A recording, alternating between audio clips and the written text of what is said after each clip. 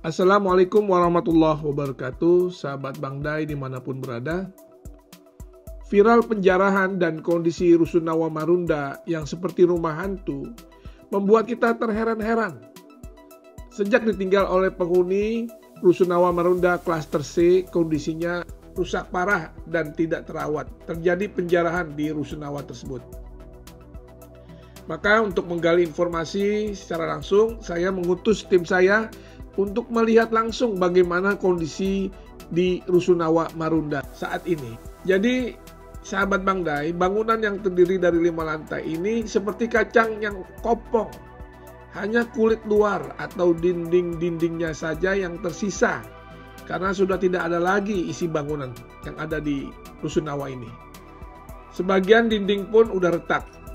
Bahkan sisa barang-barang penghuni ya seperti pakaian, sampah plastik dibiarkan berserakan di mana-mana. Maka rubuhnya bangunan itu mungkin tinggal menunggu nasib saja.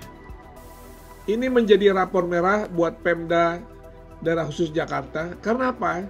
Karena aset yang bermasalah tersebut tidak diurus dengan baik oleh pemerintah Provinsi Daerah Khusus Jakarta dan membuat Rusunawa Marunda terbengkalai tanpa ada yang mengurusi. Penjarahan yang terjadi di Rusunawa tersebut sebenarnya merupakan akibat tidak jelasnya sikap dari pemerintah Provinsi Daerah Khusus Jakarta dalam menangani persoalan Rusun Marunda ini.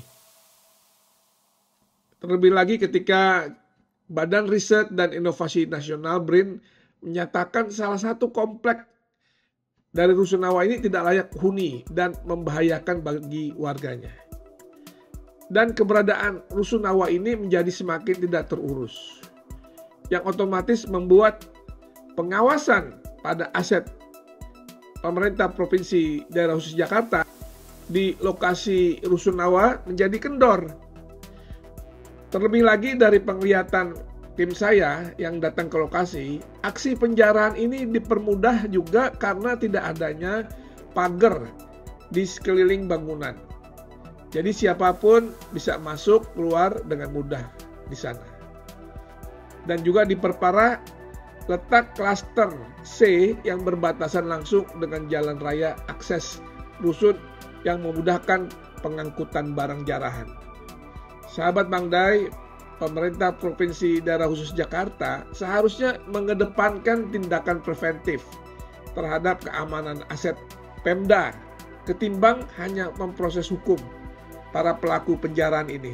Jadi menurut saya masalah utamanya jelas karena pengawasan dari Pemprov Jakarta terhadap Rusunawa Marunda yang sangat minim.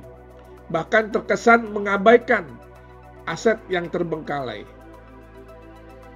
Perlu diingat bahwa pembangunan rusun tersebut menggunakan anggaran APBN yang notabene merupakan uang rakyat. Jadi berkaca dari kasus Marunda, maka pemerintah Provinsi Jakarta harus mempersiapkan banyak hal untuk pengelolaan aset, baik itu fisik maupun dalam bentuk lainnya, terutama yang berkaitan langsung dengan aktivitas masyarakat Jakarta. Ditambah lagi dengan perpindahan status ibu kota dari Jakarta ke IKN, pemerintah Provinsi Jakarta harus segera melakukan koordinasi dan komunikasi yang lebih intens dan komprehensif untuk permasalahan pengelolaan aset pemerintah pusat yang berada di Jakarta ini. Jadi ke depan, agar pemerintah Provinsi Jakarta harus lebih memperkuat pengawasan serta siap untuk pemeliharaan dan pengelolaan terhadap aset-aset yang dimiliki sendiri maupun yang telah dan akan dihibahkan oleh pemerintah pusat, sehingga kejadian serupa seperti ini tidak terjadi lagi. Di sisi lain, kita melihat bagaimana hari ulang tahun Jakarta yang ke-497 dilakukan secara sangat meriah, bingar perayaan hari ulang tahun DKJ ini yang ke-497 yang mengusung tema Jakarta Kota Global Berjuta Pesona. Kita melihat bagaimana kemarin ini digelar mewah dan meriah. Bahkan Transjakarta memberlakukan tarif Rp1 yang berlaku pada tanggal 22 dan 23 Juni 2024. Juga kita menyaksikan Jakarta Light Festival di Kota Tua.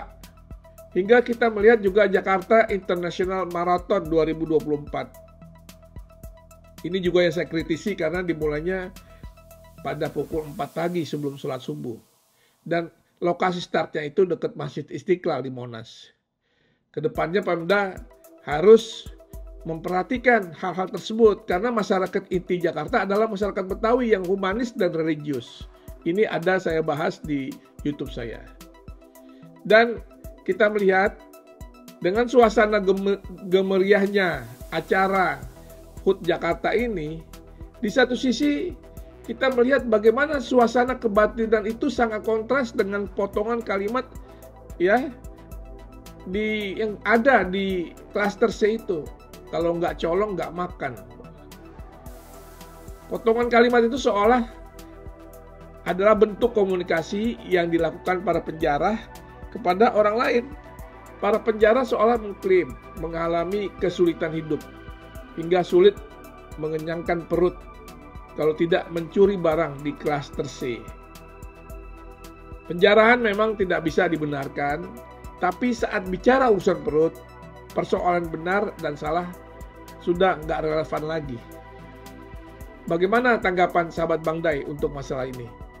Saya tunggu komentarnya ya di kolom komentar untuk menjadi masukan buat saya dan kita semua agar Jakarta lebih baik ke depannya. Assalamualaikum warahmatullahi wabarakatuh.